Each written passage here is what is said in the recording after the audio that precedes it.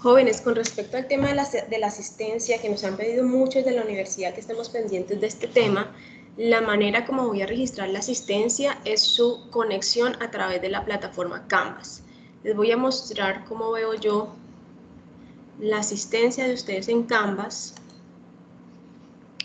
Ahí está.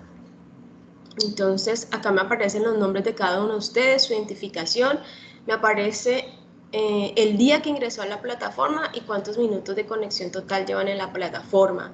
Entonces, por ejemplo, acá yo veo que Abel Alfonso Santana está presente en clase, está conectado desde las 7 y 8 minutos el 25 de enero. Entonces, yo voy a revisar esta asistencia todos los lunes desde la plataforma Canvas. Por eso es muy importante que no se compartan el link de acceso a la clase entre ustedes, porque si la persona no ingresa por Canvas no me aparece registrada. Es por ejemplo el caso de Claudia Fernanda Branco Mendoza, que me registra que en este momento no está en la clase. Aquí también está Dani Melisa Hoyos, me registra que Dani ingresó el día de ayer, pero el día de hoy no ha ingresado. Quiere decir que no está en clase y en este momento tendría inasistencia. Sucede lo mismo con Eric Jair Oquendo Anaya, tendría inasistencia. Jennifer Lucía García tendría inasistencia. Jesús David Berna Martínez tendría inasistencia. Aquí está Linda Vanessa Esquivel Causil, tendré inasistencia el día de hoy. María Fernanda Regino Jaraba, tendré inasistencia. María José Agámez Yepes, tendré inasistencia.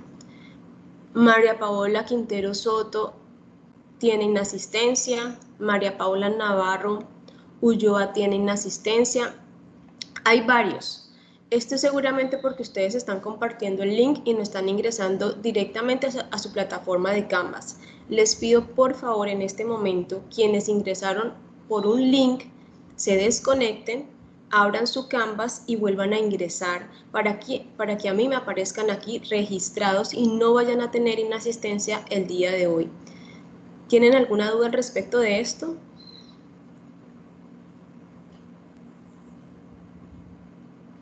Joven. No, doctora. No, doctora. Bueno. Voy a actualizar acá.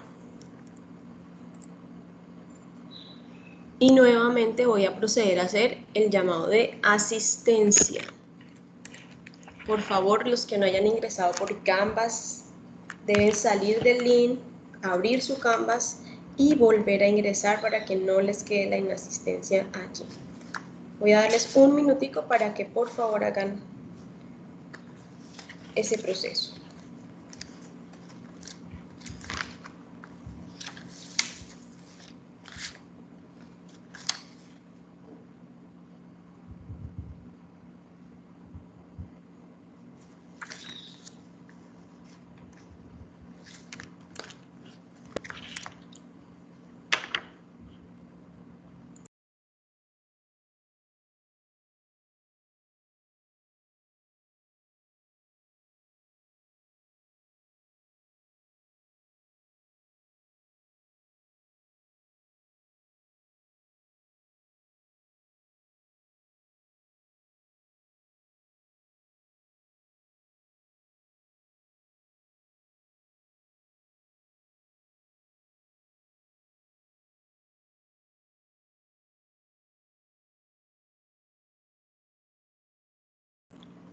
Ok, jóvenes, en este momento voy a proceder a llamar a lista. Les agradezco me respondan al llamado.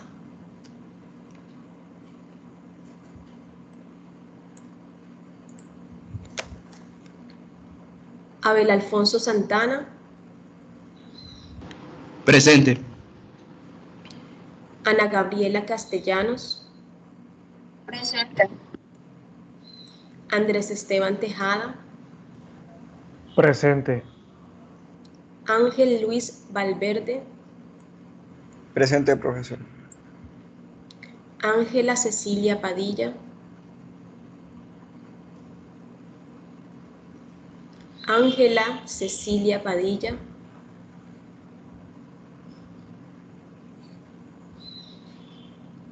Ángela Cecilia Padilla Ramos.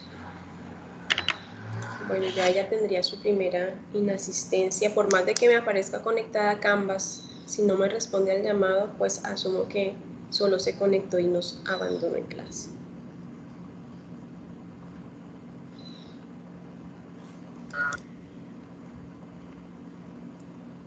Ani de Jesús Díaz Duzán. Presente. Carolina Andrea Canchila. Presente. César Esteban Rincón Sánchez. Presente. Christopher Alba Mosquera. Christopher Alba Mosquera.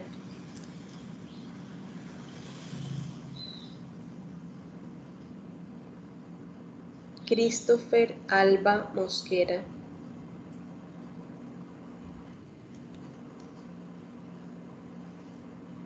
Christopher no tiene audio. Es muy importante que ustedes cuenten con audio porque a mí me gusta hacer muchas preguntas al final de las clases y tener en cuenta esa participación.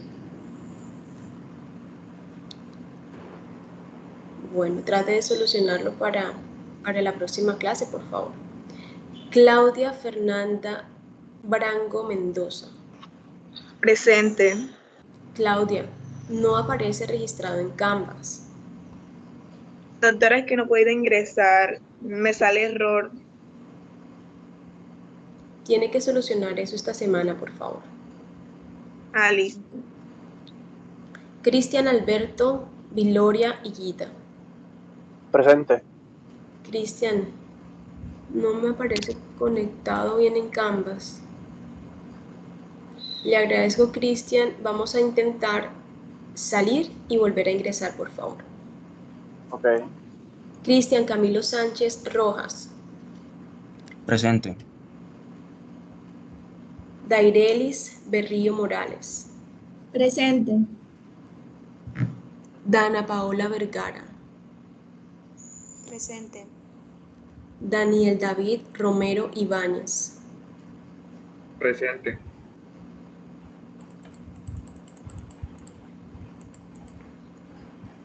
Daniel Eduardo Sotelo Campo.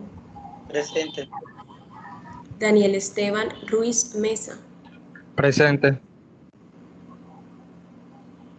Daniel Esteban, por favor, sale de Canvas e Presente. intenta ingresar nuevamente. Hoy. Ok. Daniela Blandón Díaz.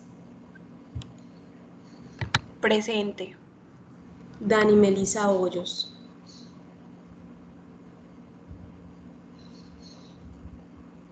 Dani Melisa Hoyos Pérez. Profesora, presente. Diego Andrés Babilonia Doria. Presente. Edgar Julián Candamil Baños. Presente. Edilmer José Sierra. Presente. Edilmer, por favor, sale de Canvas e intenta ingresar nuevamente. Eliad Josué González. Presente. Elkin Javier Peñaranda. Presente. Elvia María Zapa. Presente. Eric Jair Oquendo. Eric Jair Oquendo Anaya.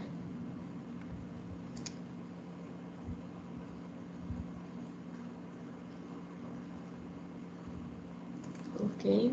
Jennifer Lucía García. Presente.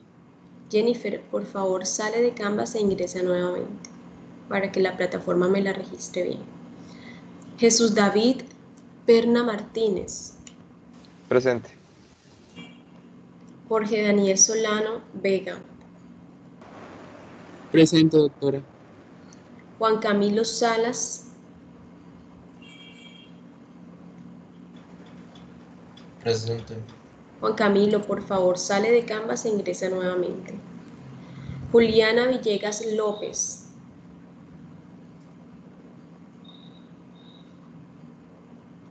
Juliana Villegas López. Presente. Laura Sofía Paternina. Presente. Linda Vanessa Esquivel. Linda Vanessa Esquivel. Presente. Linda, por favor, sale de Canvas e ingresa nuevamente. Manuel Enrique Echenique. Presente. María Camila Vergara. Presente, profe. María Cecilia Soto.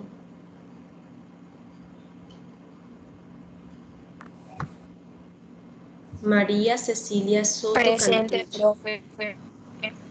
Presente, profe. Ok. María Fernanda Regino Jaraba.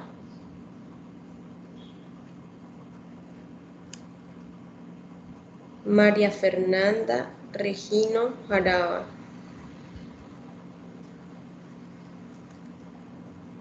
María Fernanda Romero Prada. Presente. María Fernanda, por favor, sale de Canvas e ingresa nuevamente. María Isabel Hoyos Bruno. Presente. María Isabel Pinedo Pérez. Presente. María José Agames Yepes.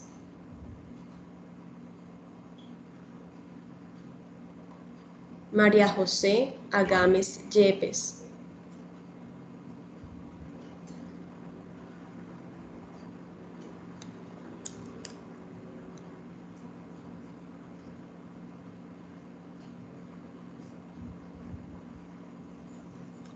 María José Altamiranda Martínez.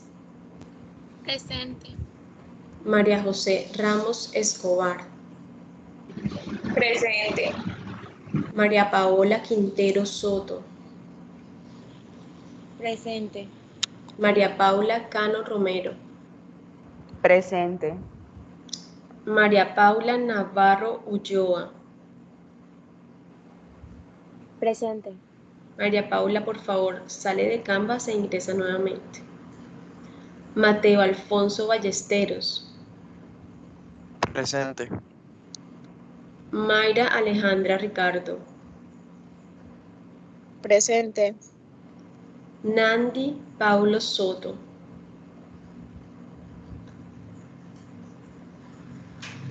Nandi Paulo Soto Pérez.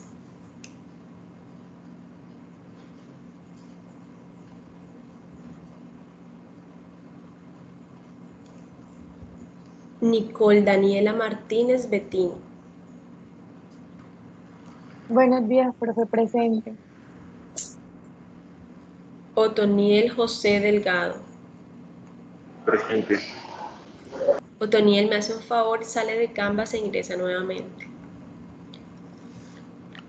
Rashid David Tous Yepes. Presente, profe. Buenos días. Buenos días, David. Usted no ingresó por Canvas. No, lo que pasa es que no tengo la aplicación descargada. Entonces entré por el explorador. Bueno, para la próxima clase, como les explicaba, yo tomo nota es por quienes me registren ingreso. Ah, listo, profe. Entonces debe solucionar eso para la próxima clase. Sí, por supuesto que sí. Santiago Álvarez Arrieta. Presente. Santiago Gamero Huertas. Presente. Valentina Hidarraga Gómez. Buenos días, Hidárraga. Hidárraga, perdón. Wendy Dayana Hernández. Presente. Wendy Johanna Castaño Montes. Presente. Y por último tengo a Yuli Paola Bravo Vergara. Presente. ¿Hay alguien que no haya llamado en la lista? Doctora, Disculpe, María Fernanda Regino Jaraba me escribió al interno de que tenía problemas con el fluido eléctrico. Allá en su pueblo, pues desde hace ya varias horas, el fluido eléctrico pues se fue y pues no ha podido conectarse. Ok, gracias por avisar. ¿Hay alguien que esté presente en la clase y no haya llamado a lista? Yo, profesor. Dígame su nombre, por favor, para verificar. Iván Andrés Tafur Campo. Iván. Iván, ¿usted ya está legalmente matriculado? No, nada, aún me falta pagar el 5%. Debe ser por eso entonces. ¿Me recuerda su nombre completo? Iván Andrés Tafur Andrés. Campo.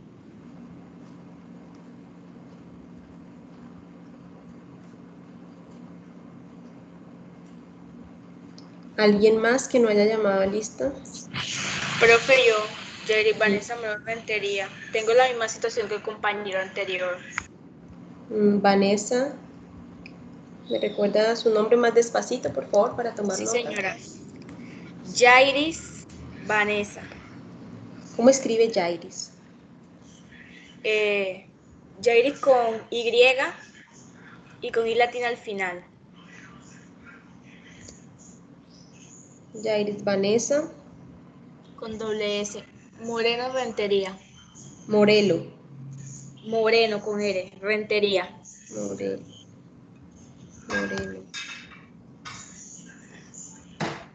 ¿Alguien más? Yo, lo que pasa es que cuando me llamó no pude activar el audio. ¿Su nombre es? Ángela Padilla. Ok, Ángela. ¿Alguien más que no haya mencionado en lista? Yo, profesora. ¿Me recuerda su nombre, por favor? Me indica su nombre. Marcela. Marcela. Marcelanela Quinchilla Ramiro. Marcela, ¿y usted ya está matriculada? Sí, señora. ¿Tiene acceso a la plataforma Canvas? Sí, pero no me muestra los cursos, entonces ahorita voy a estar llamando para que me solucionen. ¿Me da su nombre completo nuevamente, por favor? Marcelanela Quinchilla Romero.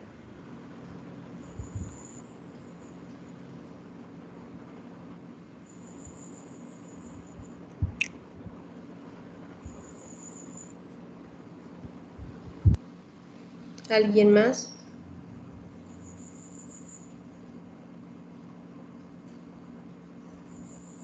Ok, entonces, de acuerdo con esto, las personas que no asistieron el día de hoy en clase, confirmo, porque no respondieron mi llamado de asistencia, fue Christopher Alba, Eric Oquendo, María Fernanda Regino por problemas de conexión, María José Mara Agames Yepes y Nandi Paulo Soto. Doctora, Nandi Soto está aquí, presente. Nandi, pero De conexión. no me respondió el llamado, es importante. Sí. No contesté porque tenía problemas de conexión. Ok. Bueno, entonces verifico nuevamente los que no me respondieron que tendrían inasistencia. Christopher Alba, Eric Oquendo, María Fernanda Regino y Mara José Agames. Jóvenes, con el tema de las conexiones es importante algo. Yo entiendo y a todos se nos puede presentar la dificultad de conexión, pero es importante que ustedes las reporten en el menor tiempo posible y lo hagan a través del correo electrónico para que quede una evidencia. Los problemas de conexión deben reportarse mínimo en las siguientes 24 horas. ¿Por qué hago esta aclaración? Porque todas las clases vamos a tener quiz, excepto el día de hoy y alguna otra, pero la mayoría de clases, y ya les explico la razón, vamos a tener quizzes. Entonces las personas que no puedan hacer el quiz por problemas de conexión, ustedes lo reportan en las 24 horas y acordamos el espacio para hacer la repetición de ese quiz de manera oral. Pero me pasó el semestre pasado con una joven en particular que cuando ella vio perdida la materia el último día, le faltaban, no sé, 3 quizzes, y me dice, profesor, es que yo tenía problemas de conexión. Ella solo lo vino a manifestar al último día. Entonces, de esa manera sí es imposible pues hacer una colaboración de eso y ya estaría como fuera de lugar esas peticiones. Recordemos que por reglamento nosotros tenemos un tiempo para reportar las inasistencias y cuando son debidamente justificadas. Y en este caso de conexión, pues 24 horas es un tiempo suficiente para que la persona a través del correo electrónico me manifieste pues su situación y como les digo, llegamos a un acuerdo para repetir la actividad que haya pendiente y que no les quede a ustedes tampoco la inasistencia. Este tema de llamar a lista, así como está acá, pues no lo haré de pronto todos los días porque siempre gastamos bastante tiempo, pero sí de pronto uno que otro día para estar pendiente de ustedes, pero sí voy a estar siempre muy pendiente de la plataforma Canvas y del acceso a través de la plataforma. Les voy a compartir los temas que vamos a ver a lo largo del curso, que ustedes también ya lo tienen dispuesto en la plataforma de Canvas, pues ya les aparece el primer módulo, donde encuentran los temas que vamos a ver en estas 16 semanas y también les aparece las diapositivas de la clase que vamos a ver el día de hoy.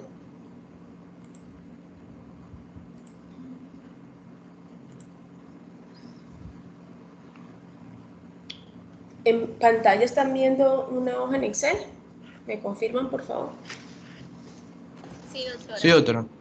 Sí, doctor. Ok. Entonces estas son nuestras 16 semanas. El día de hoy vamos a hablar de la introducción a la parasitología.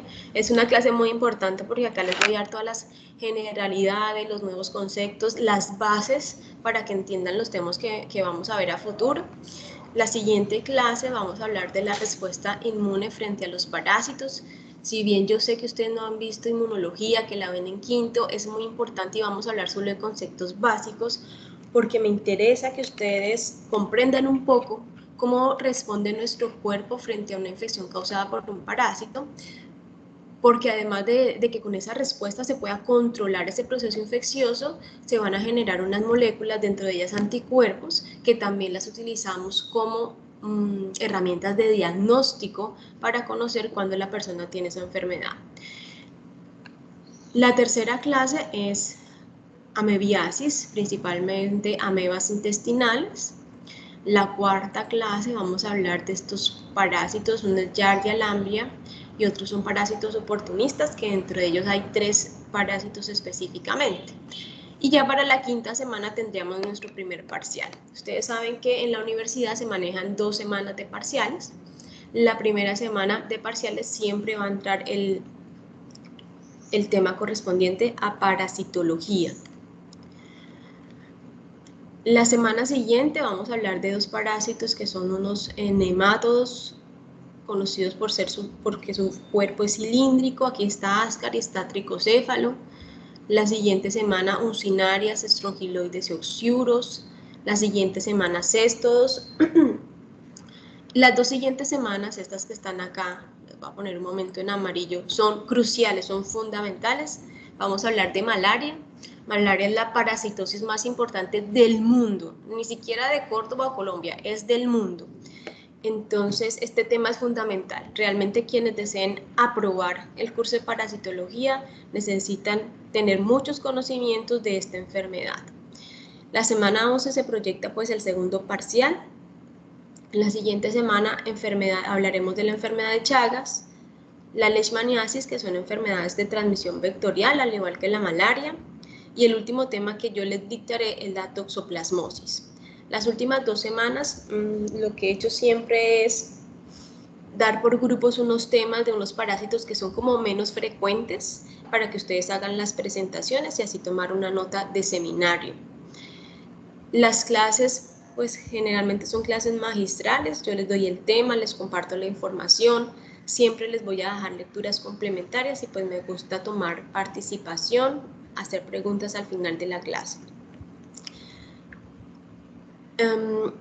Los porcentajes de evaluación, recuerden que tenemos 3 cortes, el primero vale 35%, el segundo 35% y el último corte vale un 30%. En cuanto a notas, se dividen de la siguiente manera.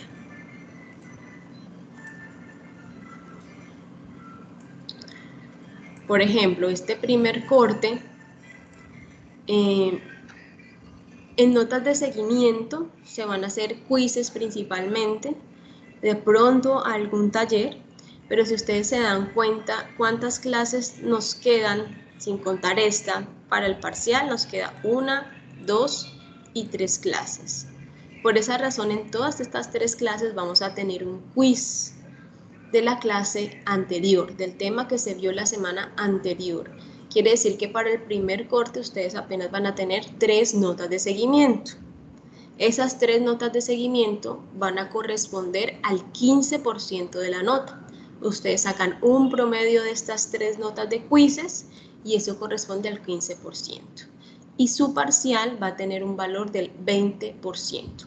Todos los parciales en el curso de parasitología tienen un porcentaje del 20%, incluido el parcial final. Y el parcial final tiene algo particular que es bueno avisarlo desde ya, es un parcial acumulativo. Se les pregunta desde lo que vamos a ver el día de hoy hasta el último día de clase, van a entrar preguntas en ese parcial acumulativo. El segundo corte está organizado de la misma manera, 15% seguimiento, 20% parcial. Y el último corte está organizado también 20% parcial y 15% en las notas de seguimiento. Entonces, si ustedes se dan cuenta, como nos vemos tan poquitos días a la semana, por eso siempre vamos a tener un quiz del día anterior que se hace al final de la clase. ¿Tienen alguna pregunta con respecto a estos temas, con respecto a los porcentajes de evaluación? Profe, una pregunta. Con los lunes festivos ahí, ¿cómo se haría? Jóvenes, yo el semestre pasado hicimos clase normal. Ok. Pues como es virtual, se nos da la facilidad que ustedes están cada quien está en su casa y se hace la clase normal.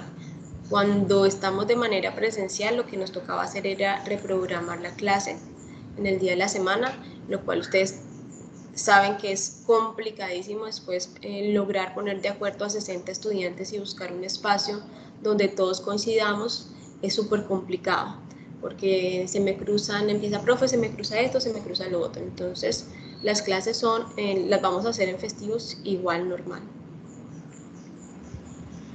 ¿Alguna otra pregunta? Profesora, ¿me escucha? Sí, señor. Soy Christopher Alba, profe. No entiendo por qué me puso en asistencia. Porque no me respondió al llamado, solo por eso. Cuando llamé Pero yo lista, sí usted le no me respondí, contestó. profe, Lo llamé fui el que varias le veces y escribí. no me... Ah, ok, este fue el que me escribió. Y ya se le arregló el micrófono, qué bueno. Ya le quito acá su inasistencia. ¿Alguna otra observación?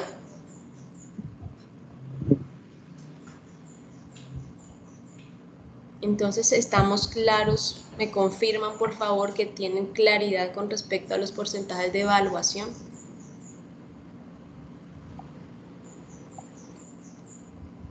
Sí, doctora. Sí, doctora, estamos claros. Claro, claro. Ok, en la plataforma de Canva les decía está esta información y en el transcurso de la semana les estaré disponiendo también en Canvas el contenido programático de la asignatura que ustedes saben pues que contiene unas cositas un poco más extensas y de pronto algunas recomendaciones adicionales en cuanto a la bibliografía, pero que también al final de la clase les diré cuál es el libro que sugiero. Vamos entonces a entrar en materia, denme un segundo.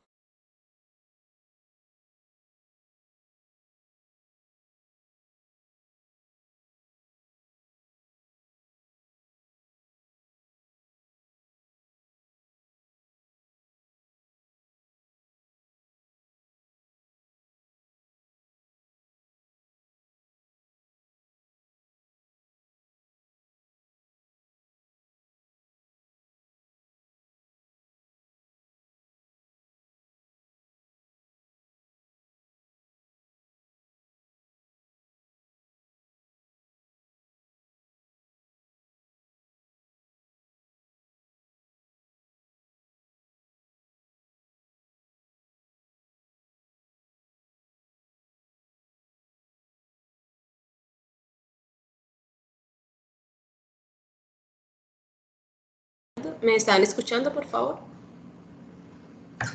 Sí, doctora. Sí, claro. Ok. Sí. Y que estén viendo en la pantalla una diapositiva gris que dice parasitología generalidades. Sí, doctora. Sí, también se ve Sí, todo eso. también. Bueno, jóvenes, la parasitología es una ciencia que deriva de la biología y que se encarga específicamente del estudio de unos parásitos, aunque ese término ya lo vamos a revisar y tiene diferentes definiciones dependiendo del contexto en el que se menciona. El estudio de los microorganismos responsables de las enfermedades se divide en 4 grandes grupos: las bacterias, los virus, los hongos y los parásitos. En su asignatura de microbiología van a abordar lo concerniente a bacterias, virus y hongos. Y aquí aparte conmigo, entonces vamos a ver lo concerniente a la parasitología.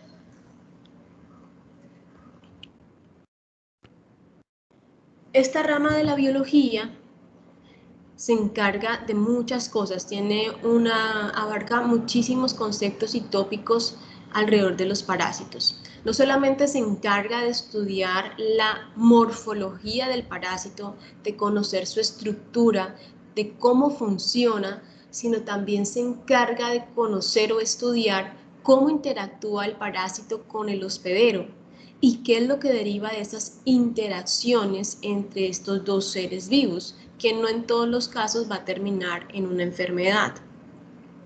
También el estudio de la parasitología, además de incluir lo concerniente al hospedero, tiene en cuenta el medio ambiente, el ecosistema donde está este parásito, porque vamos a ver que ese ecosistema, por ejemplo, las condiciones ambientales como la temperatura, la pluviosidad, la humedad, son factores que van a determinar la presencia o no de ciertos microorganismos en un área geográfica específica. En la fotografía que ustedes ven, en la imagen que ven al lado derecho, son diferentes formas de los parásitos. Voy a mencionar algunas para que se vayan familiarizando con los nombres que de pronto al principio pueden costar algo de trabajo pronunciar. Esto que estoy señalando acá con el cursor es una larva, es una forma de un parásito que se denomina larva y el parásito se llama Strongyloides stercoralis. Este que está acá es muy famoso. Esta forma del parásito se denomina huevo y pertenece a Ascaris lumbricoides. Este que está por acá en este otro extremo es otro huevo, pertenece a un parásito que se llama Trichuris, Trichuria o tricocéfalo. Este que está por acá es un huevo que corresponde a una Taenia solium. Y bueno, ese por mencionar algunos de estos nombres para que ustedes se vayan familiarizando. Entonces miremos qué es un parásito. Un parásito es un ser vivo cuya unidad funcional es la célula eucariota. Y eso también es importante que lo recuerden. Ustedes en biología hablaban que hay 2 tipos principales de células o de unidades funcionales: las células eucariotas y las células procariotas. En este caso, los parásitos, a pesar de que algunas de sus formas son microscópicas, estamos hablando de organismos eucariotas. Entonces ahí deberían empezar a recordar cuáles son todas esas organelas que están presentes en una célula eucariota y cómo funcionan, cómo interactúan entre estas organelas. Los parásitos se caracterizan porque se alimentan de sustancias que elabora otro ser vivo. Ellos no son capaces de elaborar su propio alimento, como la mayoría de seres vivos, excepto las plantas. Entonces, estos parásitos van a buscar otro ser vivo que lo vamos a llamar hospedero o hospedador, y este parásito va a vivir, puede ser al interior de ese hospedador o incluso en la superficie de ese hospedador, y de esa interacción entre esos seres vivos puede llegar a generarse algún daño o enfermedad. Nosotros, todos los que vamos a ver los parásitos de importancia clínica en humanos, están al interior del cuerpo pero cuando nos dice, por ejemplo, que hay parásitos que viven en la superficie del hospedador, para que ustedes tengan una idea en su cabeza, sería lo que pasa, por ejemplo, con el ganado y las garrapatas. En este caso, las garrapatas actuarían como un parásito que se adhieren a la superficie del ganado, que succionan sangre, se alimentan de sangre y pues desarrollan una relación ahí que puede terminar en una enfermedad. Como les decía, los que vamos a ver de importancia clínica en humanos están al interior del hospedador. Mencionaba hace un momento que la definición de parásito es amplia y tiene diferentes contextos. Otra definición que ustedes pueden encontrar en internet o en un diccionario si la buscan es que se le denomina también parásito a aquella persona que vive a costa de otra persona en la sociedad.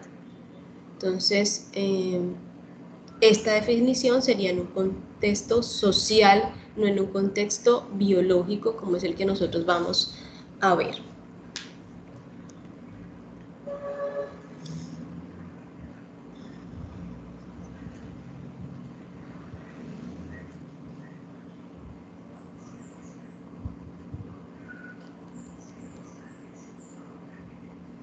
Bueno, esto que ven acá, que son de estas imágenes que van a empezar a tener presentes con nuestro curso, al lado izquierdo antes de continuar con lo que está acá, estos gusanos que ustedes ven acá son parásitos que su cuerpo es cilíndrico y por eso se asemejan a gusanos.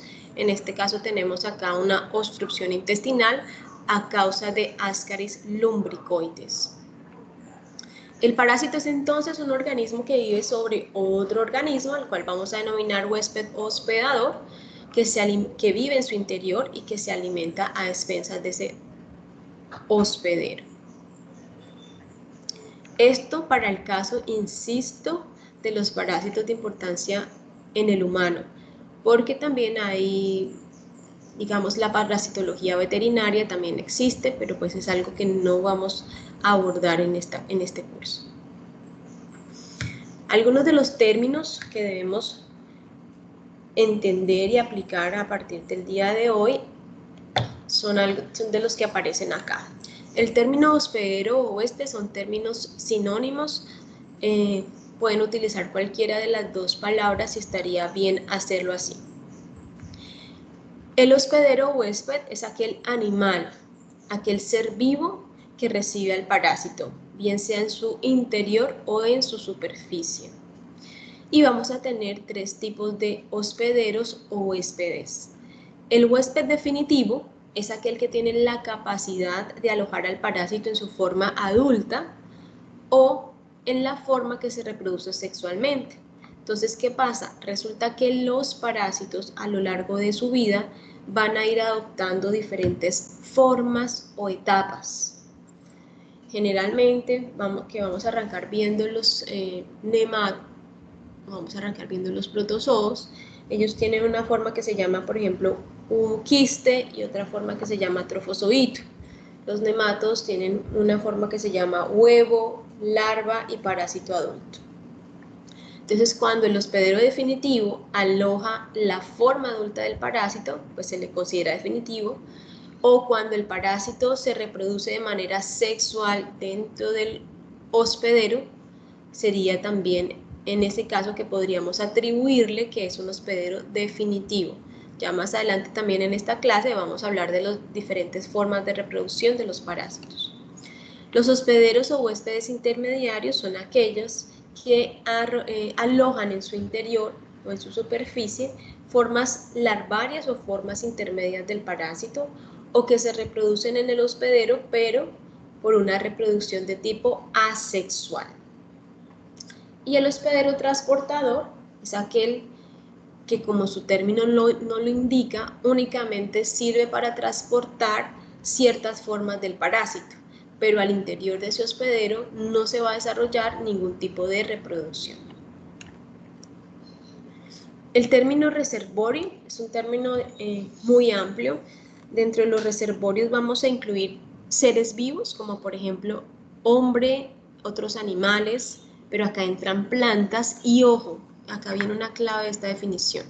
Dentro del término reservorio también podemos incluir materia inanimada o incluso microorganismos, cualquiera de los anteriores, donde los parásitos puedan vivir, multiplicarse dentro de ellos y ser fuente de infección. ¿Qué diferencia habría entre un hospedero y un reservorio entonces? Si ustedes se dan cuenta, cuando hablamos de la definición de hospedero, estamos hablando de un animal, mientras que el término reservorio involucra hombre, animal, plantas, materia inanimada, microorganismos incluso. Y el término vector, que también si ustedes lo buscaran en un diccionario, tiene muchísimos contextos. En el caso de la parasitología, de la biología, el vector es un ser vivo que pertenece al grupo de los artrópodos o un animal invertebrado. Entonces acá entran todos los mosquitos, que es capaz de transmitir el parásito a otro hospedero, que generalmente es un animal. Los vectores en algunas enfermedades parasitarias incluso pueden desempeñar el papel de hospedero-hospedador.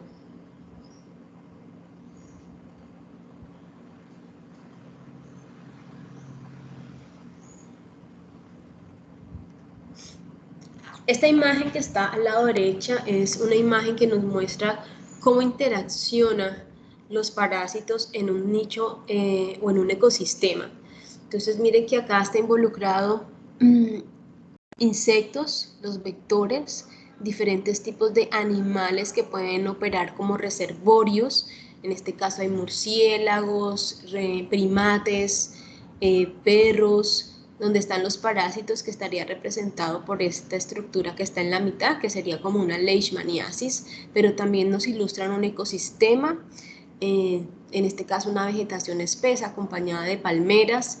Estas palmeras que son fuente de alimento para animales y también pueden ser nichos para los insectos vectores. Entonces, las enfermedades causadas por parásitos, muchas de ellas se van a ver relacionadas con este tipo de entornos, donde cada una de estas cosas que les acabé de listar juega un papel fundamental en el desarrollo o en el mantenimiento del parásito en esa enfermedad.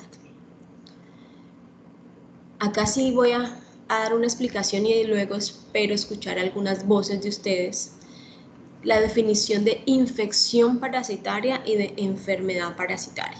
La infección es cuando el hospedero tiene parásitos, pero todavía no se visualiza o no hay una lesión o enfermedad. Y el hospedero entonces podríamos decir que es un portador sano, porque si bien no tiene enfermedad, sí puede estar siendo una fuente de diseminación de esa enfermedad o de ese parásito, de ese microorganismo, porque estos dos términos se aplican no solamente para parásitos, también para hongos, bacterias, virus.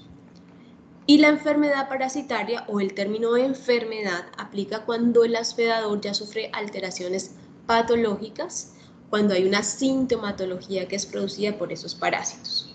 Entonces les pregunto ya a ustedes, ¿qué será lo que hay acá en la mitad? En este espacio que está, si bien en blanco en la diapositiva, pero biológicamente, ¿qué hay entre la mitad, entre una infección y una enfermedad?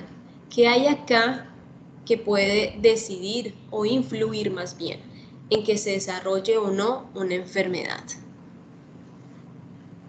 ¿Quién quiere responder esa pregunta?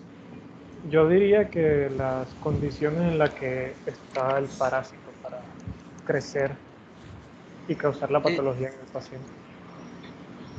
Yo digo que Yo diría que también transmisión. puede influir el sistema inmunitario. Ok, ¿alguien más iba a hablar? El ciclo de transmisión. microorganismo. El ciclo de transmisión. Y a la señorita no la escuché bien. El ciclo de vida del microorganismo. El ciclo de vida. Bueno. Los cambios que se producen en el ambiente, en el entorno. Pero miren que acá cuando hablamos de la definición de infección, ya estamos diciendo que ese parásito en este caso ya está dentro del hospedero. ya está al interior, pero aún no le causa ninguna alteración. Entonces, ¿qué es lo que puede haber entre que ya está dentro de la persona, pero qué es lo que determina de que esa persona desarrolle una sintomatología visible o no? ¿Qué puede estar influyendo allí? Podría ser el tiempo, el tiempo que se demora en descubrir que la persona tiene un parásito, o cuánto tiempo demoran en darle tratamiento. Bueno, podría ser. Profe, ahí no entra la inmunología Sí, del paciente. Sí, ahí entra la inmunología, que digamos una de las cosas fundamentales, que también ya lo había mencionado otro compañero, es la respuesta inmunológica. Si la persona tiene su sistema inmunológico funcionando al 100%, generalmente en la mayoría de los casos ese sistema inmunológico va a tener la capacidad de resolver esa infección, y por eso esa infección no se va a traducir en una enfermedad. Por tanto, una persona que tenga deficiencias inmunológicas, una persona inmunodeprimida o una persona inmunocomprometida, estos dos términos son sinónimos, inmunodeprimido e inmunocomprometido, es lo mismo y les indica que la persona tiene deficiencias inmunológicas. Entonces ahí están, por ejemplo, las personas con VIH-Sida, están las personas con enfermedades autoinmunes, incluso enfermedades de base que pueden alterar la producción de células del sistema inmunitario. Entonces ahí va a ser como más fácil que se traduzca a una enfermedad. Sin embargo, hay personas que no tenemos problemas inmunológicos considerables o graves, pero aún así nos puede dar algunas manifestaciones clínicas leves. Entonces ahí, ¿qué creen que esté pasando? ¿Qué otra cosa puede estar influyendo en que se dé esta enfermedad cuando hablamos de personas que de pronto, como les decía, no tienen VIH, no tienen enfermedad autoinmune, aparentemente está bien la persona, sus recuentos de linfocitos están bien, pero pueden padecer unas manifestaciones clínicas leves a causa de esa infección? De pronto sería el cuerpo que entra a un estado de adaptación, ¿no? Bueno, más o menos. A eso lo podemos llamar tolerancia en inmunología, pero más o menos tiene que ver. Dígame. Ay, ahora no le escucho a quién iba a intervenir.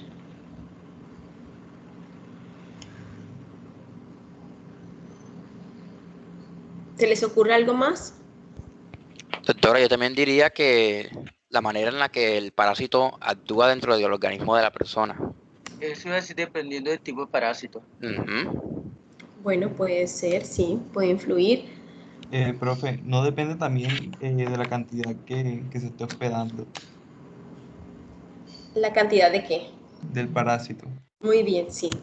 Esa era la otra cosa muy importante, a lo cual lo vamos a llamar carga parasitaria.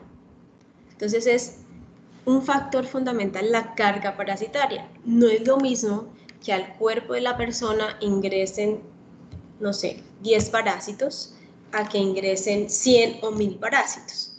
Si son 10 parásitos, pues el sistema inmunológico va a poder actuar, digamos, mucho más rápido y controlarlos, pero si son 1000, pues se necesita una respuesta mucho más rápida y mucho más ágil, y a veces el sistema inmunológico se puede quedar corto para responder a tiempo.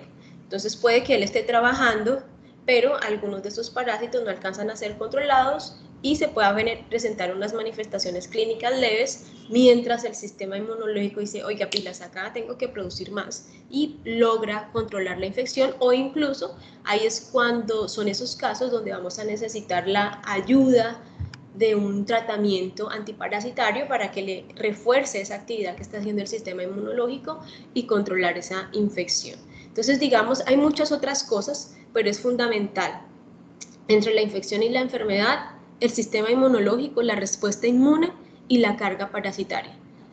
Como les digo, no son los únicos factores, pero sí son uno de los principales para que los tengan muy presentes. A lo largo de nuestras clases, cuando hablemos de parasitología, vamos a hablar de esto, el ciclo de vida. El ciclo de vida es la historia del parásito. El ciclo de vida generalmente lo vamos a encontrar graficados, en especial estas imágenes que ustedes están viendo corresponden a una página en internet que se llama el CDC de Atlanta, el Centro de Control de Enfermedades en Estados Unidos, y tiene estas gráficas que a mí me parecen de las más explicativas y más completas. Entonces nos cuentan la historia del parásito, nos van a dar cuenta de las diferentes formas del parásito a lo largo de su vida, cómo es la forma de interactúa con el hospedero. Entonces siempre vamos a abordar el ciclo de vida y es fundamental que ustedes lo entiendan para que puedan entender de dónde derivan las manifestaciones clínicas que pueden resultar viendo en su paciente. Entonces miremos 2 ciclos de vida para darles ejemplos de cómo los debemos entender. Este que está al lado izquierdo es el ciclo de vida de Trichuris, Trichuria o más fácil tricocéfalo. Él es un nemátodo. Entonces acá vamos, aunque yo empiezo por, a mí me gusta empezar por la parte de arriba, el número 4. Acá tenemos un huevo, ahí iría una forma del parásito, al interior del huevo hay una larva. Y acá nos están mostrando en esa imagen que los huevos se ingresan por vía oral, generalmente a través de agua o alimentos contaminados con esos huevos. Luego estos huevos van a seguir por vía digestiva, boca, esófago, estómago y terminan en el intestino. En el intestino estos huevos se rompen, eclosionan y va a salir la larva que estaba en su interior, que sería otra forma del parásito. Y estas larvas allí después de un tiempo van a seguir creciendo, evolucionando hasta que se van a diferenciar en parásitos adultos. Y en el caso específico de tricocéfalo hay una diferenciación sexual. Vamos a tener un macho y vamos a tener una hembra que generalmente les gusta ubicarse en el intestino grueso, como nos lo está señalando la imagen. Estos parásitos, cuando hay diferenciación sexual, son parásitos que se reproducen de manera sexual y que después del proceso de fecundación la hembra va a tener la capacidad de poner huevos, y acá esta flecha azul nos está mostrando que estos huevos son eliminados en la materia fecal. Pero aquí abajo hay una información importante. Nos dice que los huevos que son eliminados en la materia fecal son huevos sin embrionar, son inmaduros. Miren el interior del huevo, miren la imagen del interior. Y luego nos está mostrando unas flechas en color rojo, y esto nos indica lo que está pasando con el parásito por fuera del hospedador. En este caso, estos huevos tienen que caer en el suelo, y gracias a la humedad, a la pluviosidad, a la temperatura, estos huevos van a empezar a madurar o a embrionar. Van a haber unos procesos de multiplicación celular al interior. Acá vamos viendo cómo cambian los dibujitos, hasta que al final vamos a tener un huevo y en su interior va a contener una larva. Cuando ya el huevo tiene esa larva en su interior, estaríamos hablando de huevos embrionados o huevos maduros. Entonces miren qué información puedo obtener yo de este parásito cuando veo esta imagen. Uno, puedo saber que tiene 3 formas a lo largo de la vida: huevo, las larvas, los parásitos adultos. Puedo saber que los parásitos adultos son diferenciados. Puedo también ver cuáles son las formas de esas diferentes etapas o formas del parásito. Puedo saber que ingresan por vía oral, porque hay diferentes formas de que el parásito ingrese al hospedero.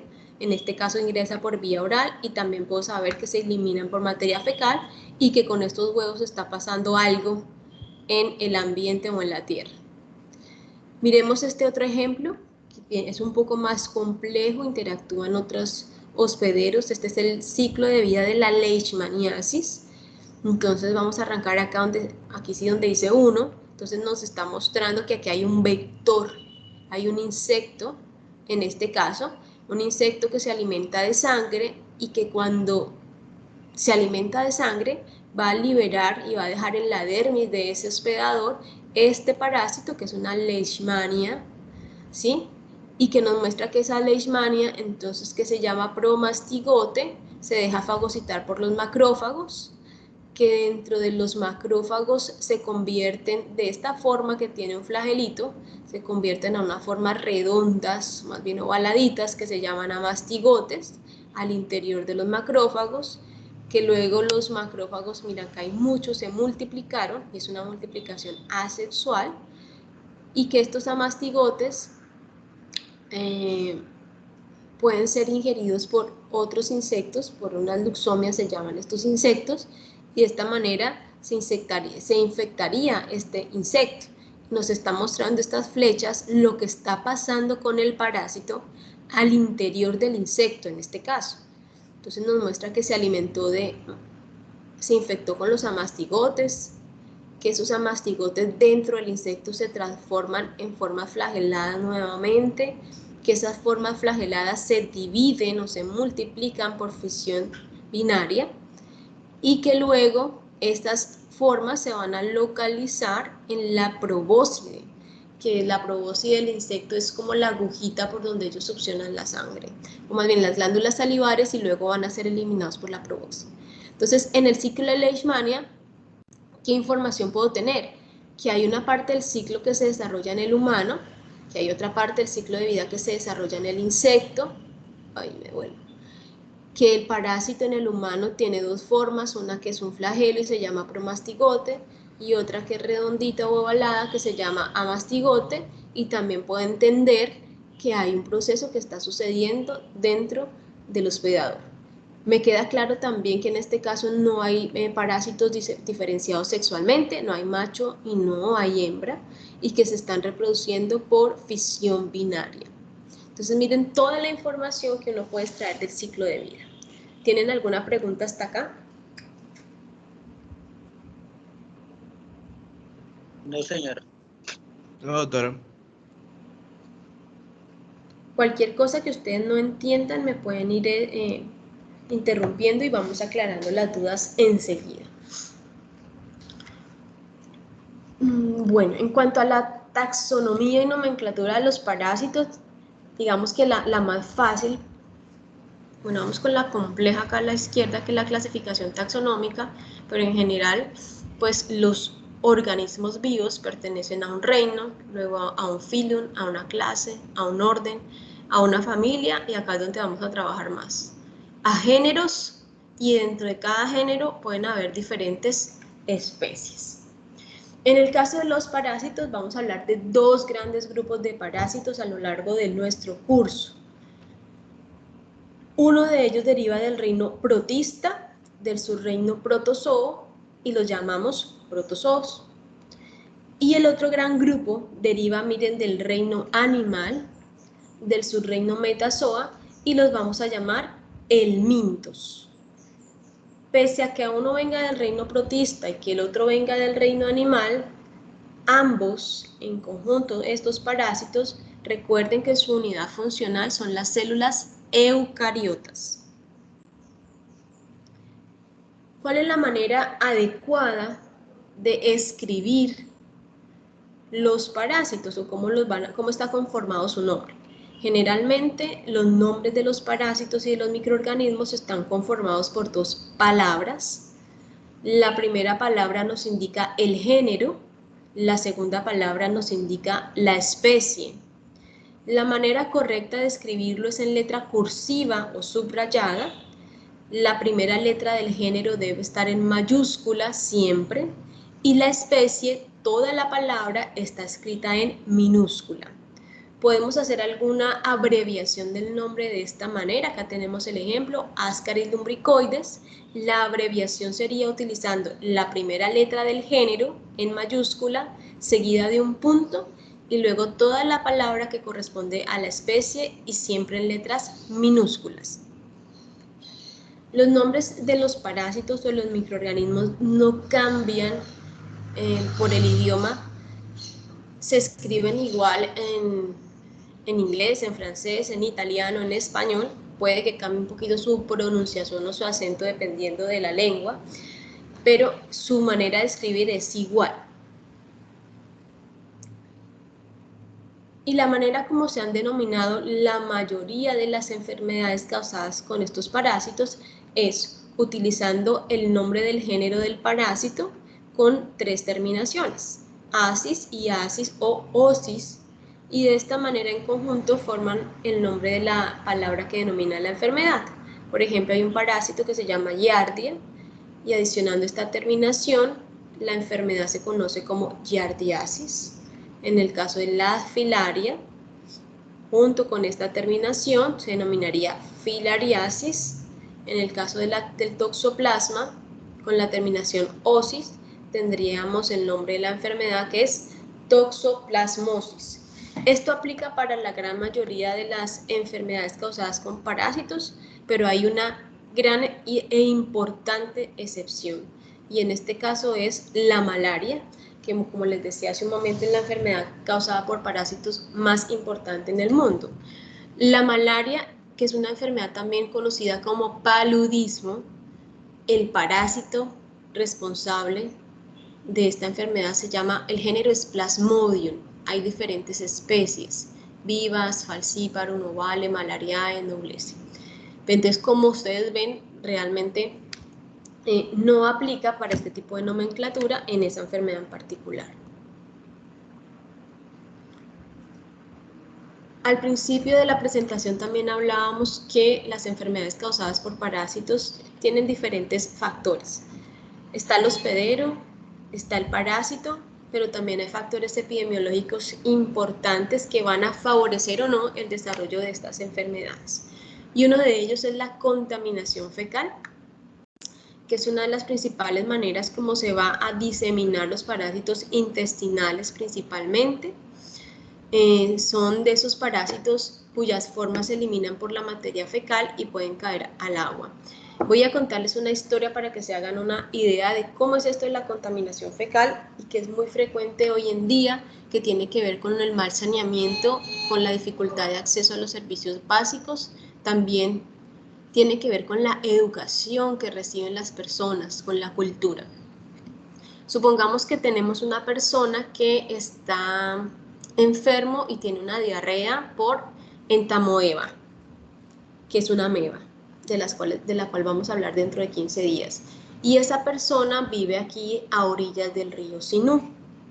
Y la persona en su casa no tiene baño, no tiene letrina y le gusta ir a hacer sus deposiciones a la orilla del río Sinú o incluso dentro del río.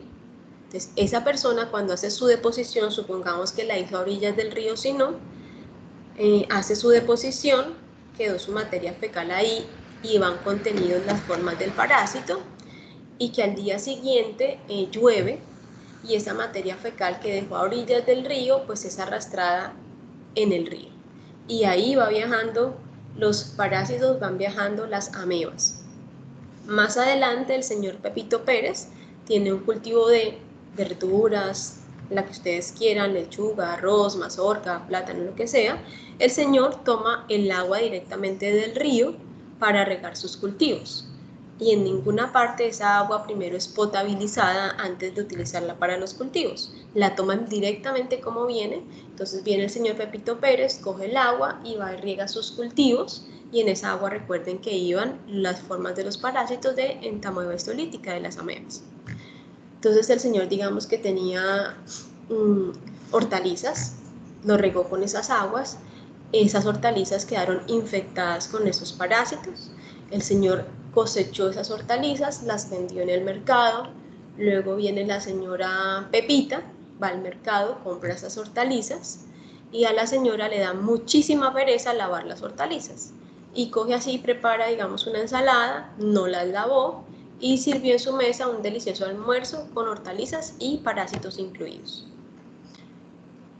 Eso pasa, aunque les suene de pronto extraña o particular mi historia pintoresca, esa es una de nuestras realidades. Entonces, miren que hay varias cosas culturales. Si el señor Pepito Pérez tuviera acceso a servicios básicos de salud, tuviera un baño en su casa, pues no iría al río a hacer sus deposiciones ni contaminaría el río con su materia fecal. O si tal vez tuviera un poco más de educación, tampoco lo haría. La señora Pepita, si compra las hortalizas y las lava muy bien antes de comérselas, antes de prepararlas, pues no habría problema, porque estaría quitando los parásitos que estaban en ella y se pueden consumir. Porque la moraleja en este estudio no es que ustedes le digan a sus papás que la profesora de parásitos dijo que comer verduras es malo porque tienen parásitos. No, eso no es verdad. Lo malo es no tener buenos hábitos higiénicos al momento de preparación de estos alimentos. ¿Y eso pasa hoy en día? Sí, eso pasa.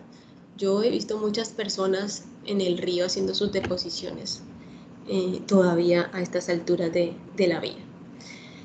Dentro de otros factores entonces están las condiciones ambientales, y acá entonces hablamos de la humedad, de la temperatura, de la pluviosidad, que es la frecuencia con la que llueve. Este clima que tenemos en nuestro hermoso departamento, con una humedad relativa por encima del 80%, con una temperatura superior promedio a los 34 grados centígrados, con una pluviosidad considerable, es un ambiente propicio para el desarrollo de muchísimos parásitos, de muchísimos microorganismos y también de aquellos insectos que la transmiten. El hecho de tener unas condiciones deficientes de viviendas, como por ejemplo hay personas en las zonas rurales, en las veredas, que tienen casas donde los pisos aún son de tierra, donde las paredes son de madera en el mejor de los casos, donde los techos son de palma. Todo eso favorece que existan animales que puedan estar transmitiendo los parásitos. La ausencia del consumo de agua potable, la acumulación de basuras, por ejemplo, favorece el desarrollo de artrópodos, de insectos vectores que transmiten las enfermedades. La vida rural, cuando no se tienen las condiciones sanitarias básicas, como por ejemplo que no tengan letrinas, que no tengan servicios sanitarios, es muy favorable para el desarrollo de parásitos intestinales. La costumbre de no usar zapatos, de caminar descalzo sobre la tierra, porque vamos a ver más adelante que hay formas de parásitos que están en la tierra y que tienen la capacidad de penetrar la planta de los pies. Entonces los hace susceptibles a padecer ciertas infecciones. Costumbres alimenticias, en no consumir agua potable, en no consumir más bien cuando consumen carnes crudas o mal cocidas, se puede prestar para adquirir infecciones como por ejemplo las tenias, que es la famosa solitaria, la toxoplasmosis, la triquinela, entre otras infecciones. Otro factor fundamental son las migraciones humanas, y esto mire que no aplica solamente para parasitología, sino para muchas infecciones. Actualmente lo que estamos viviendo con el COVID-19, pues las migraciones humanas fue una de las cosas que permitió que se diseminara de tal manera este virus que causara una pandemia. Entonces acá tenemos, en el caso de la parasitología, hay uno de los ejemplos más claros es la enfermedad de Chagas, que todo su ambiente, el vector, el parásito, se da en ambientes tropicales en toda América Latina. Y esa enfermedad era inicialmente durante muchos años exclusiva de los ambientes tropicales y subtropicales, y de un momento a otro empezaron a aparecer casos en España, en Australia, en diferentes partes de Europa, y uno decía, pero ¿cómo si allá el clima es diferente, el vector no está presente, qué está pasando acá? Entonces se dieron cuenta que las personas de América Latina, su sangre iba infectada con el parásito, y ellos viajaban a estos lugares a vivir, a trabajar, y allá por alguna razón terminaban donando su sangre a otras personas, y en su sangre iba el parásito, y esas personas que recibían esa sangre pues se infectaban y contraían la enfermedad. Entonces eso permite la diseminación de enfermedades a ciertos lugares donde antes no lo había, como por poner un ejemplo. ¿Hasta aquí alguna pregunta? No, doctor. No, doctora. ¿Están seguros? Miren que dentro de 8 días tenemos quiz. Denme un minuto, voy a tomar un poquito de agua, ya regreso con ustedes, y mientras tanto van revisando sus apuntes y mirando a ver si tienen alguna pregunta.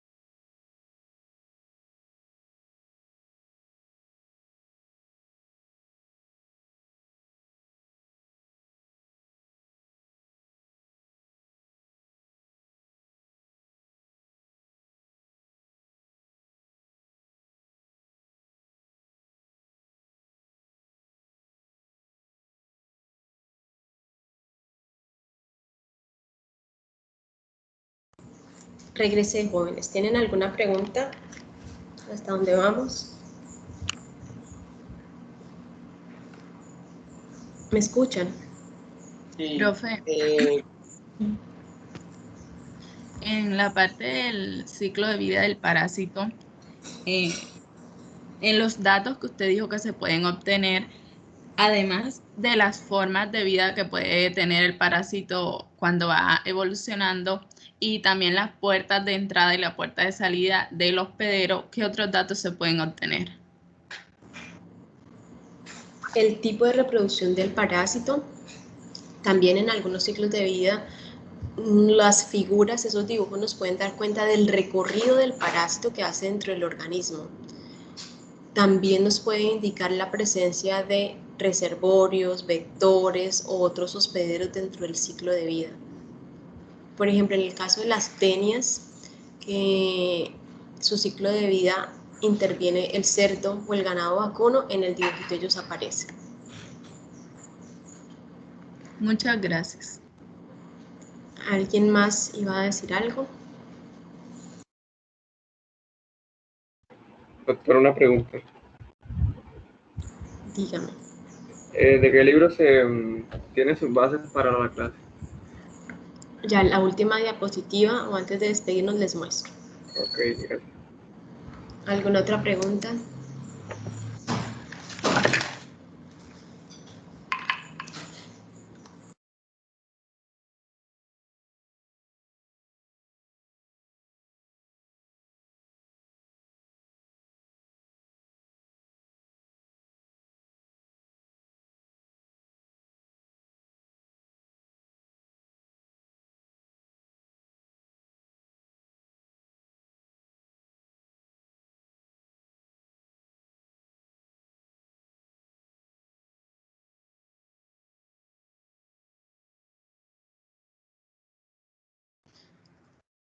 Profe, y en cuanto a los vectores, ¿solo incluyen animales o también pueden ser otros microorganismos?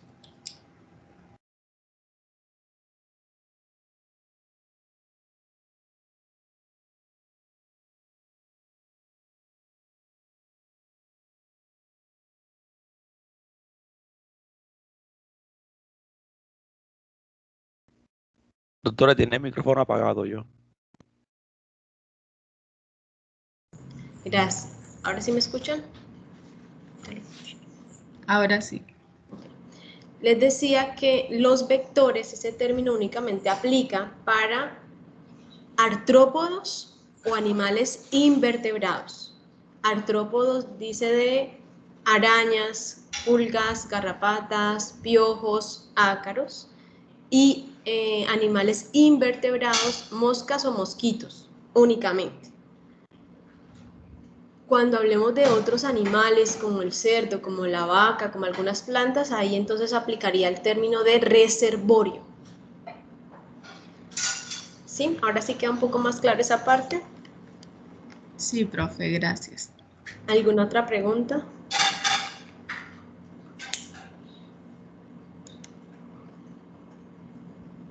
Ok, vamos entonces a hablar de las características principales de los protozoos y de los helmintos. Vamos a ver hasta dónde nos alcanza.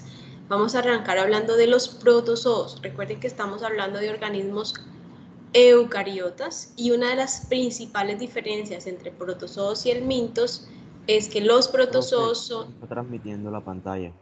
Ay, gracias por avisarme.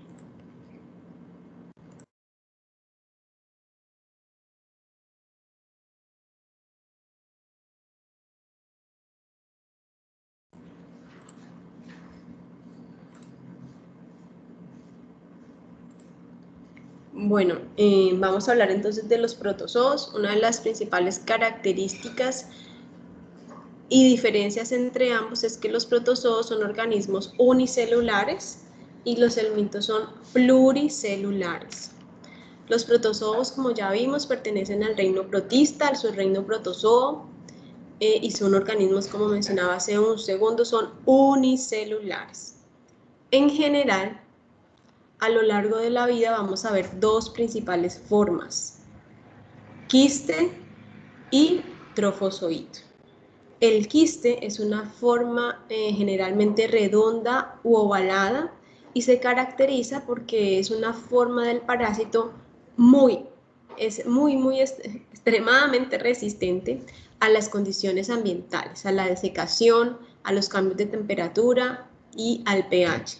Y generalmente los quistes es la forma infectante para el humano, es la forma que va a ingresar por vía oral y que va a ser responsable de la infección.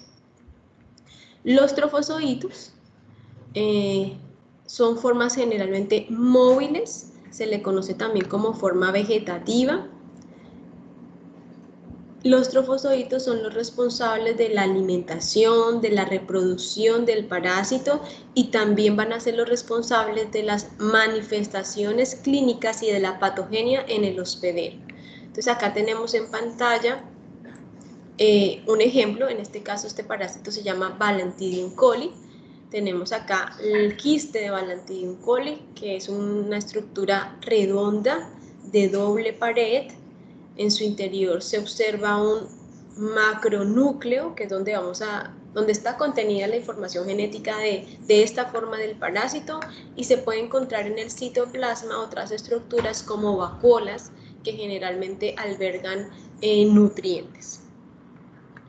Y este es el trofozoito de Balantidium coli, pues tiene un mayor tamaño, tiene una estructura pues ovalada, como un poco alargada, y además de tener toda la estructura interna de una célula eucariota típica como mitocondrias, núcleo, aparato de Golgi, retículos, citoplasma, etc., puede tener otras estructuras propias de los protozoos como el peristoma, el citostoma, que hace parte de una estructura que se encarga de captar nutrientes, tiene una estructura que se encarga en la parte posterior de eliminar los desechos, que sería el citopigio. Es una estructura que cumple funciones similares a las que tiene el ano en los humanos.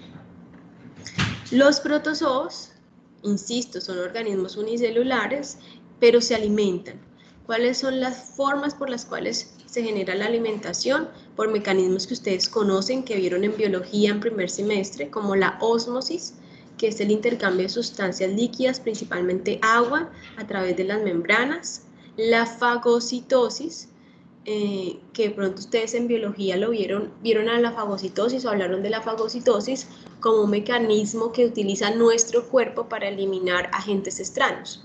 En este caso, los protozoos lo utilizan es para englobar partículas alimenticias a través de esas prolongaciones que se generan de la célula.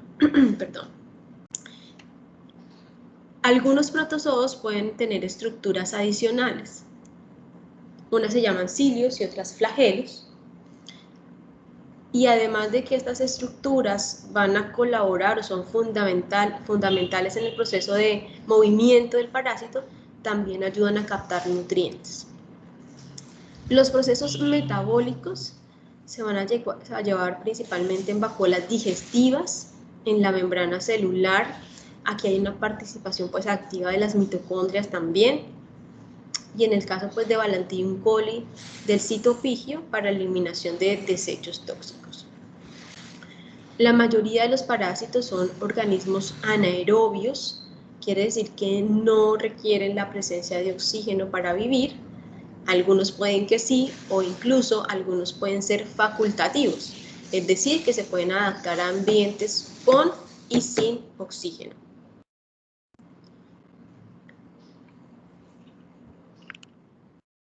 Denme un segundo, por favor.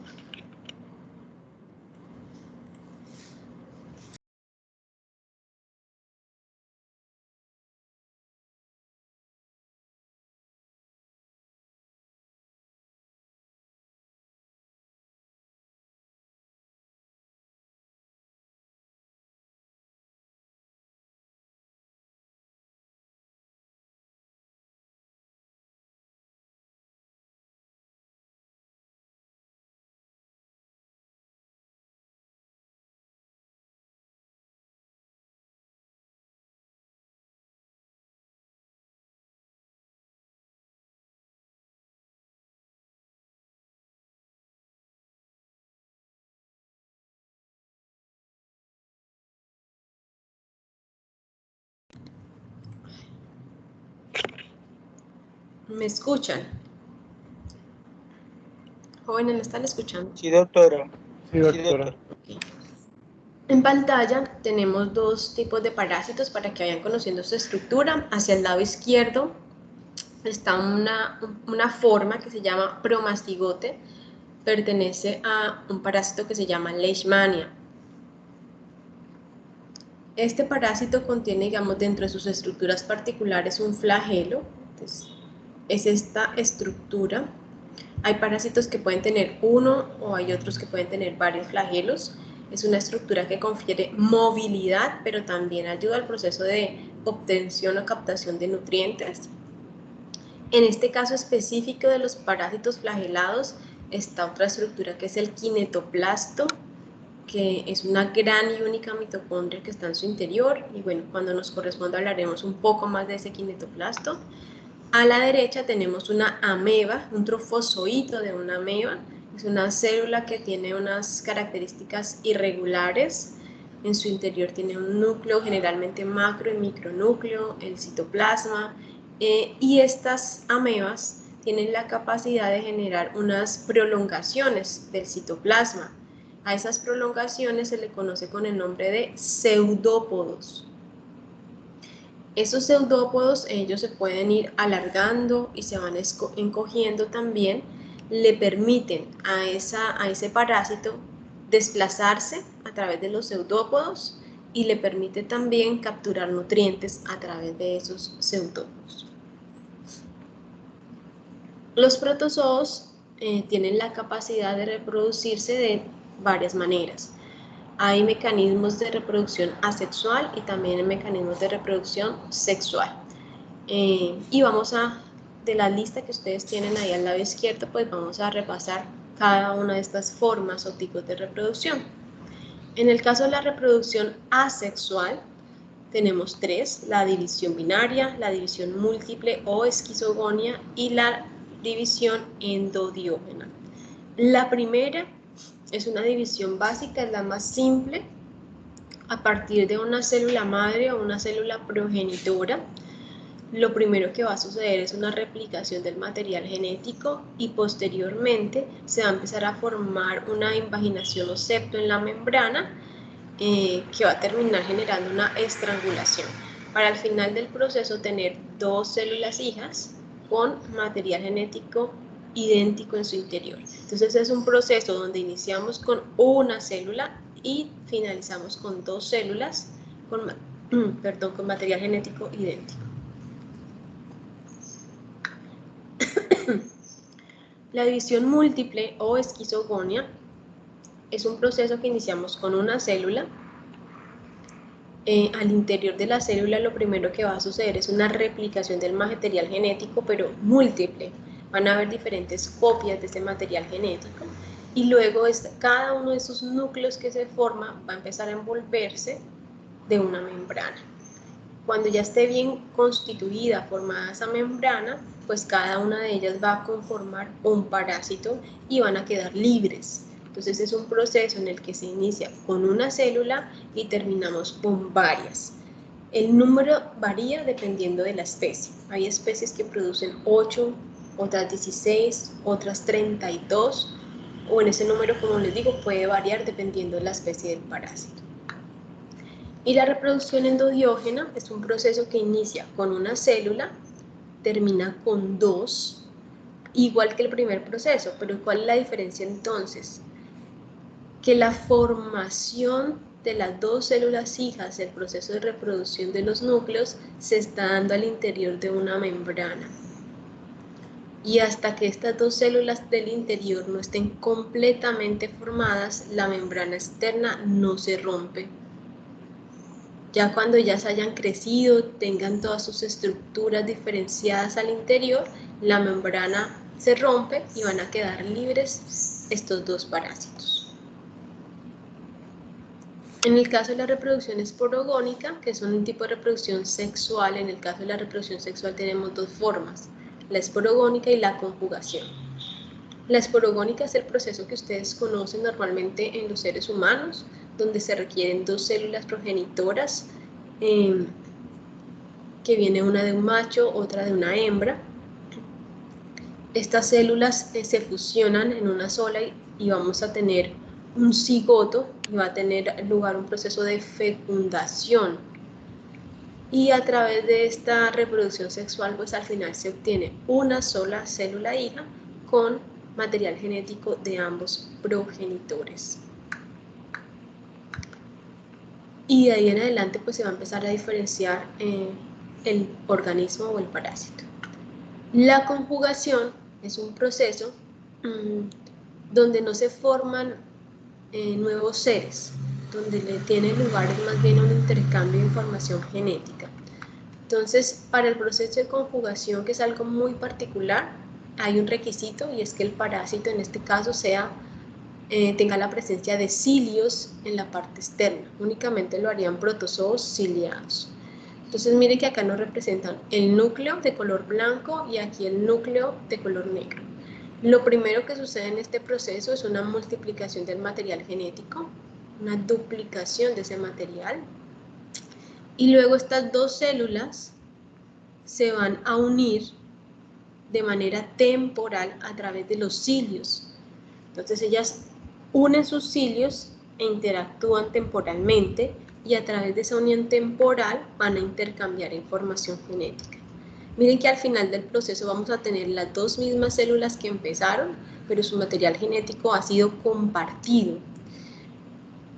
Entonces aquí no aumenta la población. Inician dos, finalizan dos, pero el material genético es diferente. ¿Y eso de qué le sirve? A través de este tipo de mecanismos, los parásitos comparten... No para la adaptación. ¿Cómo? No serviría para la adaptación. Sí, hace parte de un proceso que colabora a la adaptación, donde los parásitos intercambian información genética para obtener mejores factores de virulencia, para obtener resistencia frente a ciertos medicamentos, para desarrollar nuevas proteínas, nuevas enzimas. Los protozoos, algunos de ellos, no todos, tienen la capacidad de desplazarse. Y antes de desplazarse. Algunos, como las amebas, los hacen a través de pseudópodos, como vemos acá en esta imagen. Algunos otros los hacen a través de flagelos, como es el caso del trypanosoma o la leishmania, y lo vemos en esta imagen. Algunos otros, como el Balantidium, lo hacen a través de cilios que están en la membrana, que es la fotografía que estoy señalando acá en la parte inferior.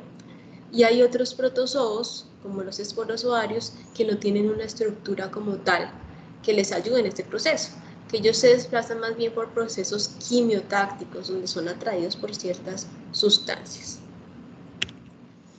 En resumen, esta tabla la encuentran en la microbiología de Murray. Vamos a clasificar a los protozoos en 4 subgrupos: amebas, flagelados, ciliados, y estos dos los vamos a unir en un nombre más común hoy en día que se llama apicomplexa. Amebas, flagelos, ciliados y apicomplexa.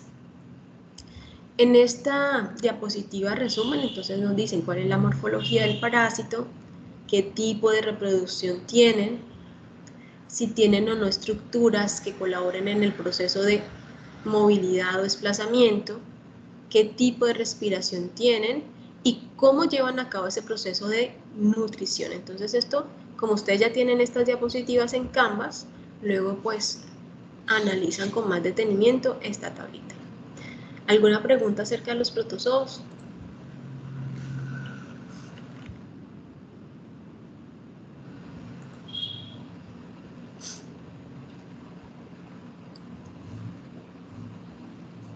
¿Alguna pregunta de los protozoos?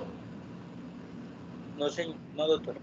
Doctora, no entendí muy bien la reproducción asexual de endodiógena. Me devuelvo.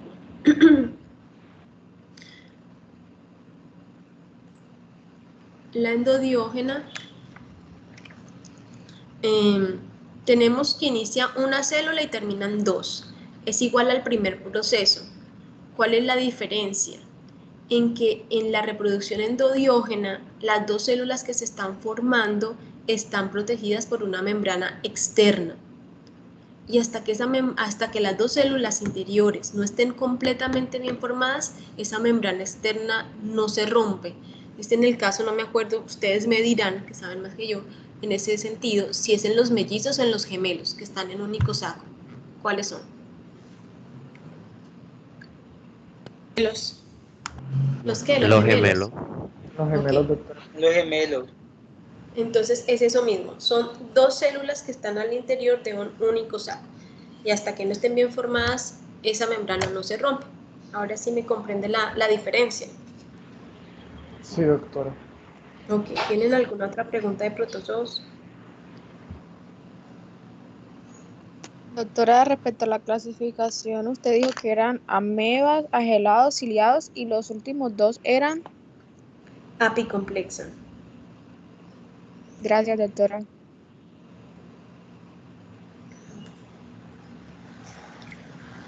¿Alguna otra pregunta?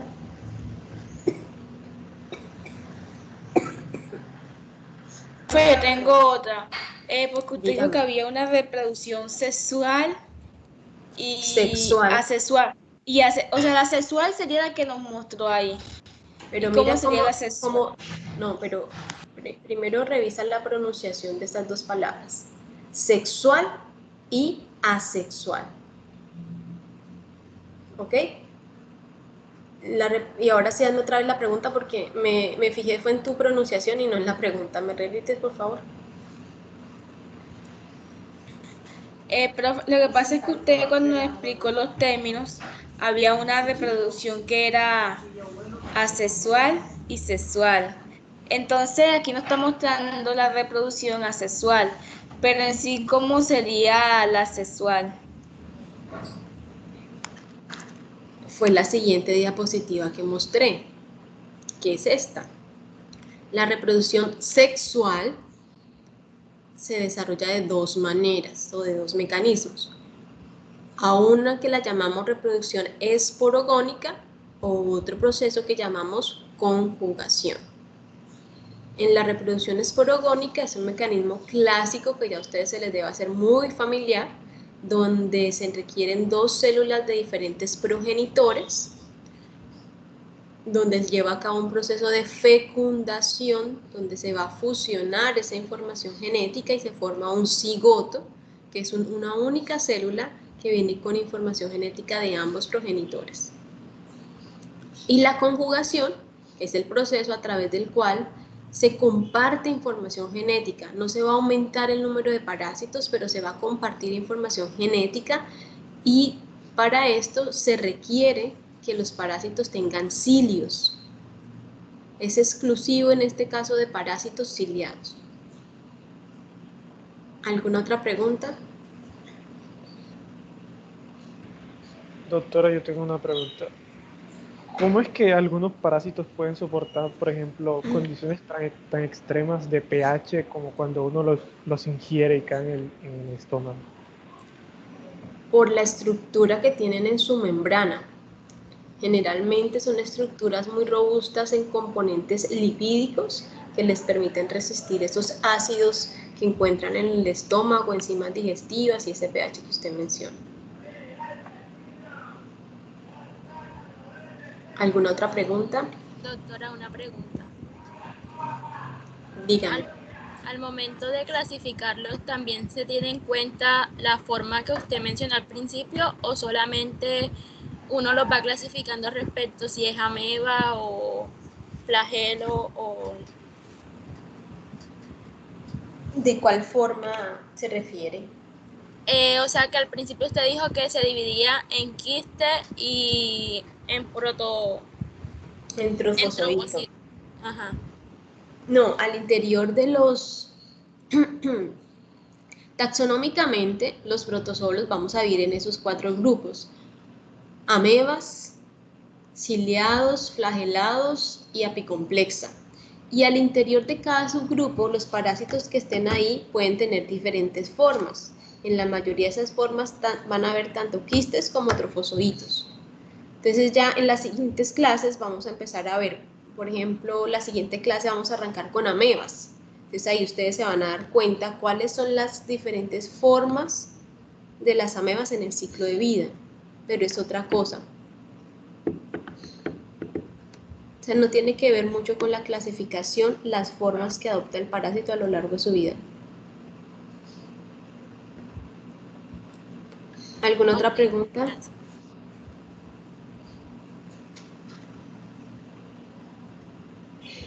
Bueno, vamos a hablar rápidamente de los helmintos.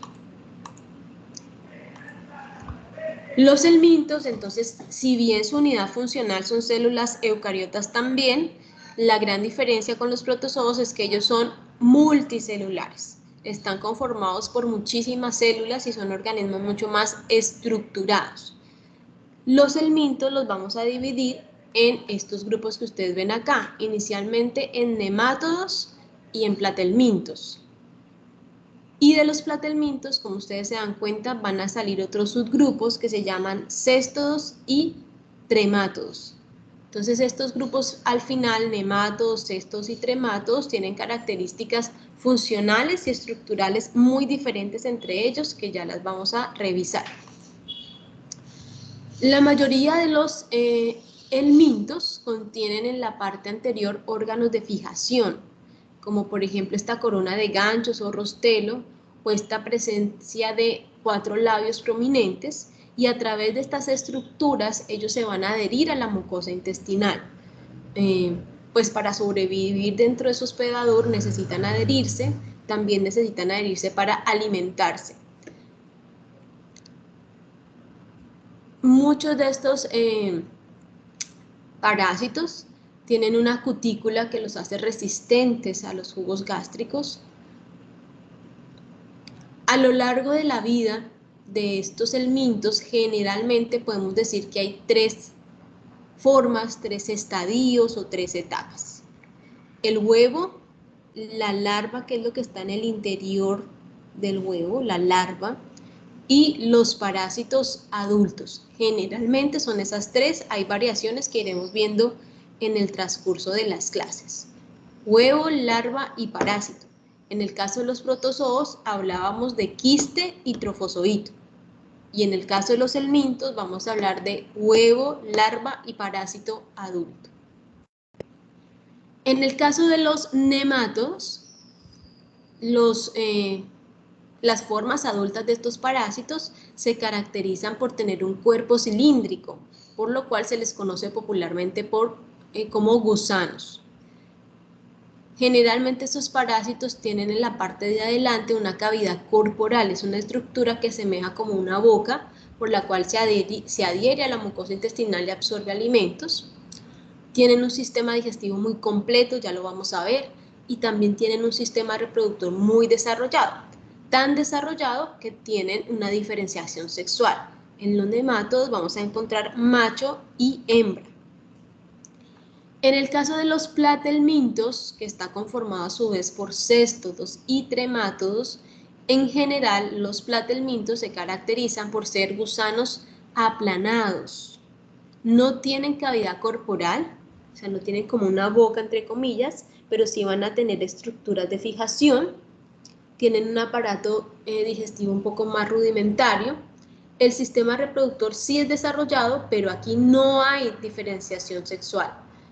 Aquí los platelmintos, la gran mayoría, hay un par de excepciones nomás, son hermafroditas.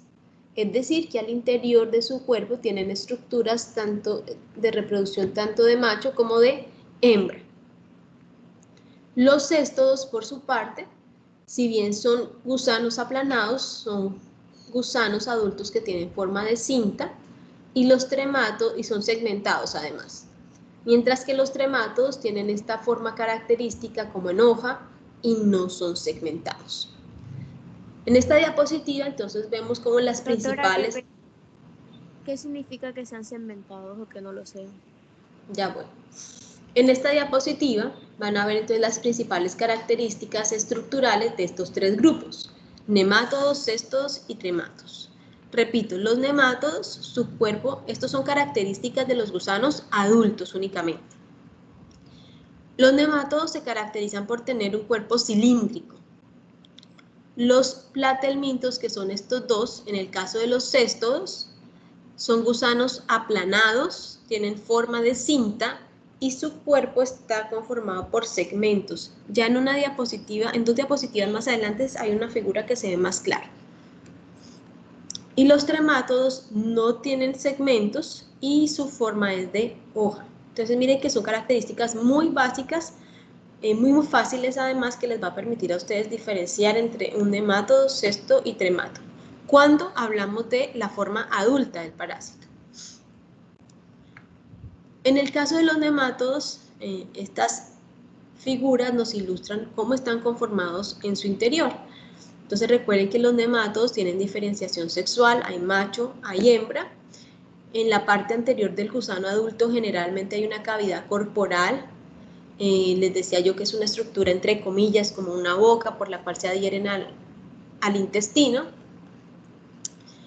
En su interior pues hay boca y esófago, tiene orificios genitales, en el caso de la hembra vagina, oviductos, útero, tienen sistema digestivo, tienen también ano.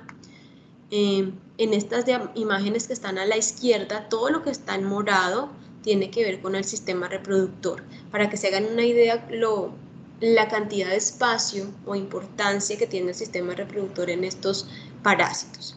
En el caso de los machos tienen testículos, tienen conducto espermático y algo muy particular es que en la parte posterior del parásito tiene como 2 espinitas que se llaman espículas, a través de las cuales entra en contacto estrecho con la hembra durante la copulación.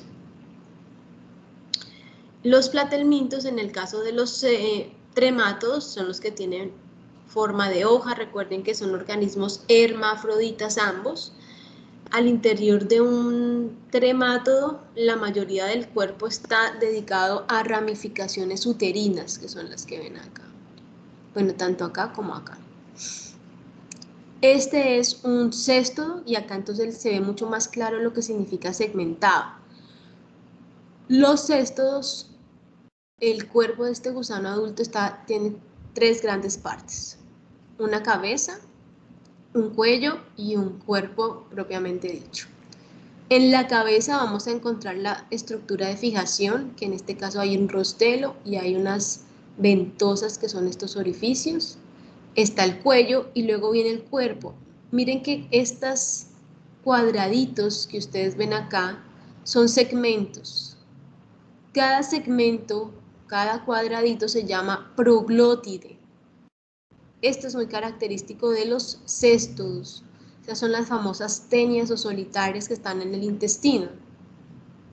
Y cada proglótide, cada segmento al interior, lo que contiene es, recuerden que como son hermafroditas, ovarios, poro genital, vagina, testículos, conducto espermático, útero. Eso es lo que hay al interior de cada proglótide. Esos son los segmentos que forman el cuerpo de un céstodo. Y acá pues ven el mismo resumen de nemátodos, tremátodos y céstodos. Recuerden que estos dos en conjunto se conocen como platelmintos. Aquí está su morfología, su reproducción, cómo se mueven, cómo respiran, cómo se nutren. Y esta última diapositiva, ay, no está la del libro, bueno, la última diapositiva para recordar qué son los artrópodos.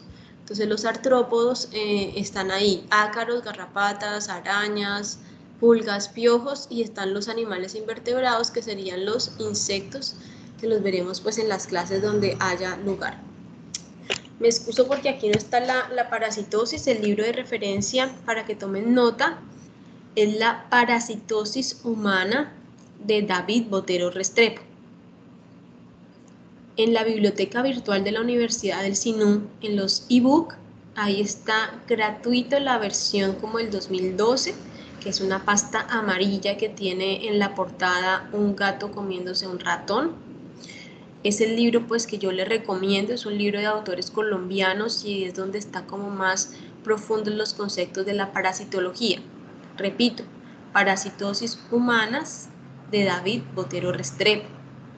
La versión más reciente es del año 2019, pero esa todavía no la tenemos disponible en la biblioteca. Sin embargo, en cualquier libro de microbiología siempre hay un capítulo de parasitología, entonces también estos textos de microbiología les pueden servir de consulta, de referencia para los temas que nosotros vamos a abordar. ¿Tienen alguna pregunta antes de irnos, que ya van para la siguiente clase en micro?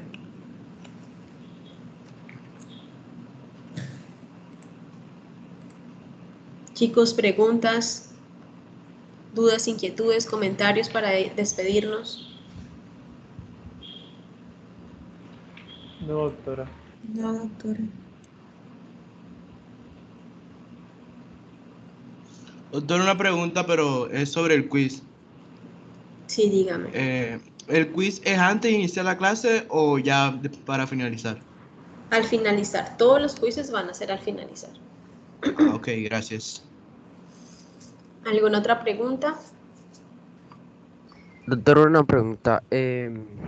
¿Usted la lista que descargó de Canvas es actualizada del día de hoy? Sí, señor.